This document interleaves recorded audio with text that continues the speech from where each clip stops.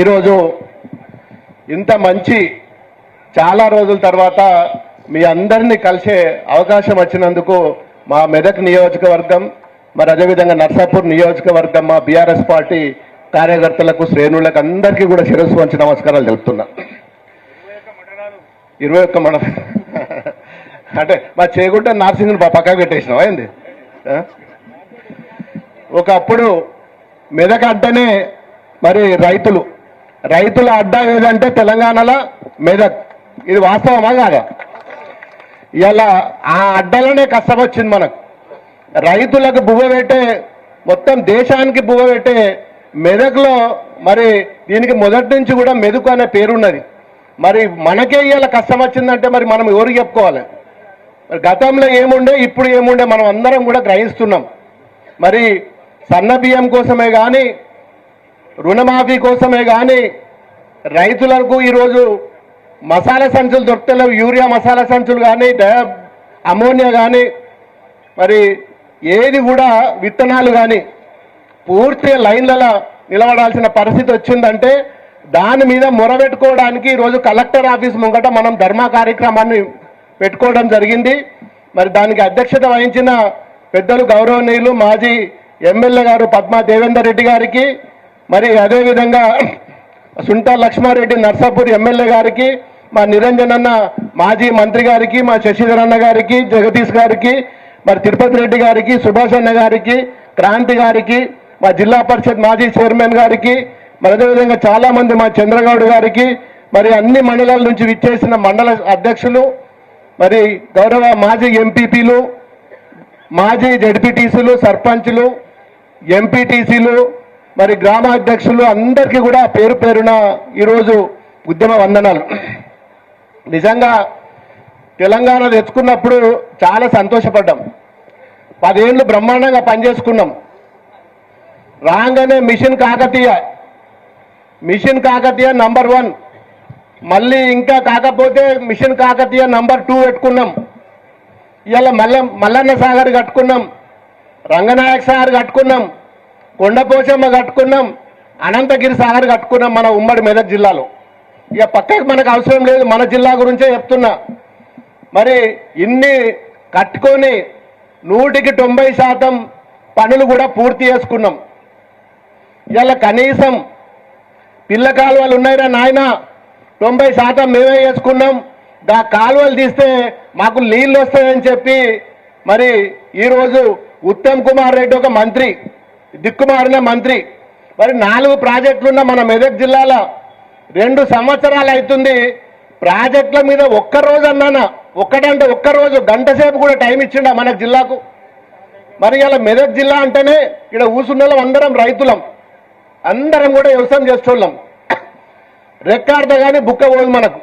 మరి ఇంత పెద్ద జిల్లాలో ఇన్ని ప్రాజెక్టులు ఉన్నాయి, ఇన్ని కోట్ల ఖర్చు పెట్టి ప్రాజెక్టులు కట్టుకున్నాం బిడ్డ. ఒక్కసారన్నా ఉత్తమ్ కుమార్ రెడ్డి గారు మీరు మా జిల్లాకు వచ్చి కాలువల సంగతి ఏంది, ప్రాజెక్టుల సంగతి ఏంది, ఎప్పుడన్నా ఒక్కరోజన్నా మాట్లాడినరా? ఇక మనం జిల్లా మంత్రి ఉంటాడు, ఆయన పనికిమాలిన మంత్రి, ఆయన ఇంట్లోకి వెళ్ళి బయటకు రాడు. మా క్రాంతి అన్నకు బాగా తెలుసు ఆయన గురించి నాకంటే ఎక్కువ. ఖాళీ కమిషన్లు, పర్సంటేజీలు ఇంట్లో కూర్చొని వసూలు చేసుడు తప్ప మరి మన జిల్లాలో ఉన్న మంత్రి, ఉమ్మడి జిల్లాలో ఉన్న మంత్రి కనీసం జిల్లా గురించి పట్టించుకోడు. మన జిల్లా మంత్రి ఒకడైతే ఈ జిల్లా మీద పెత్తనం చేసే మంత్రి ఇంకో జిల్లోడు. ఆ జిల్లానికి ఈ జిల్లా గురించి ఏం తెలుస్తుంది? ఏమన్నా తెలుస్తుందా? ఈ జిల్లాడేమో పట్టించుకోకపోయా, వానికేమో తెలియకపోయా. ఇది మన బతికేయాల మెదక్ జిల్లా బతుకు.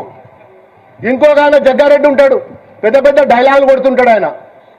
ఆయన కూడా పర్సంటేజ్లు ఇవ్వలేదట, దీనిలో వంచుకుంటున్నాడని నేను మైక్ పట్టుకొని ఏడుస్తుండ. ఆయన మా రైతుల కోసం అన్న ఏడు, కనీసం రైతుల కోసం అన్న పోయి సీఎం దగ్గర చెప్పు, మంత్రి దగ్గర చెప్పు.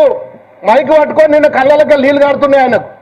నేను జాగలు అమ్ముకున్నా, భూములు అమ్ముకున్నా, నాకు ఇవాళ రేపట్ల జిల్లాల పర్సంటేజీలు పంచుకుంటుర్రు, నాకు ₹1 కూడా ఇస్తలేదని చెప్పి అందరు చూసిరు నిన్న టీవీలలో. ఏడ్చిండా లేదా? ఇవాళ పరిస్థితి కాంగ్రెస్ వాళ్ళది కాదు. కాంగ్రెస్ వాళ్ళే తన్నుకుంటున్నారు. ఇవాళ గజ్వేల్ కాడ ఏమైంది? మొన్న 2 గ్యాంగ్ల ముందు SC కేసు పెట్టిండు ఆయన మీద, ఇంకొక లీడర్. ఇక్కడ కూడా ఆ లీడర్ కూడా అంటే వాళ్ళకే చక్కగా లేదు, ఆగమైపోయింది మొత్తం పార్టీ అంతా. ఇక వాళ్ళే పట్టించుకోక ఇలా మన రైతుల గురించి ఓడు పట్టించుకుంటాడు. రైతుల గురించి పట్టించుకునే పరిస్థితి ఉన్నది అయ్యాల. ఇలా ఈ దంతంలో కేసీఆర్ ఉన్నప్పుడు అరే ఎన్ని చెర్ల మీద క్లీన్ మిషన్ కాకతీయ పనులు చేయించుకున్నాం, మట్టి తీసుకున్నాం. ఇవాళ చెర్ల పరిస్థితి ఏముంది అని చెరువు కట్టల మీదకి వస్తుందా? రోడ్లు కనీసం పొక్కలు పడ్డ రోడ్లు గుంతలు కూడా ఇవాళ మరి మూసే పరిస్థితి లేదు. ఇవాళ కనీసం ఎమ్మెల్యేలకు ఇచ్చే నిధులు కూడా లేవు. ఇంతకుముందు నేను ఎంపీ ఉన్నప్పుడు నర్సాపూర్లో కానీ, మెదక్లో కానీ, దుబ్బాకలో కానీ, గజ్వేలులో కానీ రోజు కనీసం 10-15 ఇనాగ్రేషన్లు ఫౌండేషన్లు ఉంటుంటాయి. టైం సరిపోకపోతుండే తిరగడానికి. ఇప్పుడు 2 ఏళ్ళు అవుతుంది, ఒక్క కొబ్బరికాయ కొట్టాలే నేను ఒక్క పలు కావట్లేదు. ఇది ఈ గవర్నమెంట్ పరిస్థితి. అంటే 1 లక్ష రూపాయలు కూడా ఇవ్వాలి ఇప్పటి వరకు. అక్షరాల నిజం ఇది. 1,00,000 అంటే 1,00,000. 2 ఏళ్ళల్లో ఒక ఎమ్మెల్యేకు 1,00,000 అయినప్పుడు ఇది గవర్నమెంటా ఇంకేదన్నా? అంటే ఈ దిక్కుమాల గవర్నమెంటు, పనికిమాల గవర్నమెంటు, దౌర్భాగ్యమైన గవర్నమెంటు. మరి దేశంలో 28 రాష్ట్రాలలో ఏ రాష్ట్రంలో కూడా లేని విధంగా ఇలా తెలంగాణ ఉన్నది అంటే ఇది నిజంగా కూడా వాస్తవం. ఇలా మన మెదక్ జిల్లా మన ఫ్యాక్టరీలు లేవు, పెద్ద పెద్ద బిజినెస్ వ్యాపారాలు లేవు. మనం బతికేదే ఇవాళ మరి నీళ్ళ కోసం బతుకుతాం, వ్యవసాయం చేసుకొని బతుకుతాం. మరి జిల్లా మంత్రి నుండి బుద్ధి జ్ఞానం ఉండాలి ఆయనకు. బసవేశ్వర ప్రాజెక్టు ఉంటుంది, సంగమేశ్వర ప్రాజెక్టు ఉంటుంది. మరి కేసీఆర్ గారు ఉన్నప్పుడు శాంక్షన్ చేసుకొచ్చిండు. కనీసం దాని మీద మరి ఆయన జిల్లా సంగారెడ్డి జిల్లా జర్రాన సోయి ఉండాలి కదా. మరి ఆంధ్రలకు నీళ్లు రావాలి, జైరాబాద్కు నీళ్లు రావాలి. మరి కనీసం ఒక్కసారైనా రివ్యూ మీటింగ్ పెట్టి మరి డబ్బులు ఇచ్చి ఆ ప్రాజెక్టు పూర్తి చేయాలి కదా.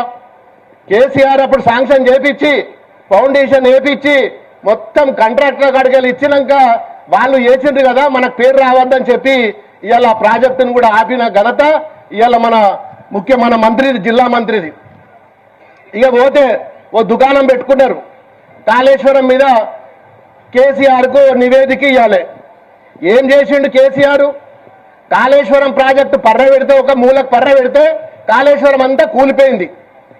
ఇలా మనం కారు మీద రోడ్ ఎక్కుతాం, ఓ కారుకో లైట్ వలిగిపోతుంది, ఓ బంపర్ వలిగిపోతుంది.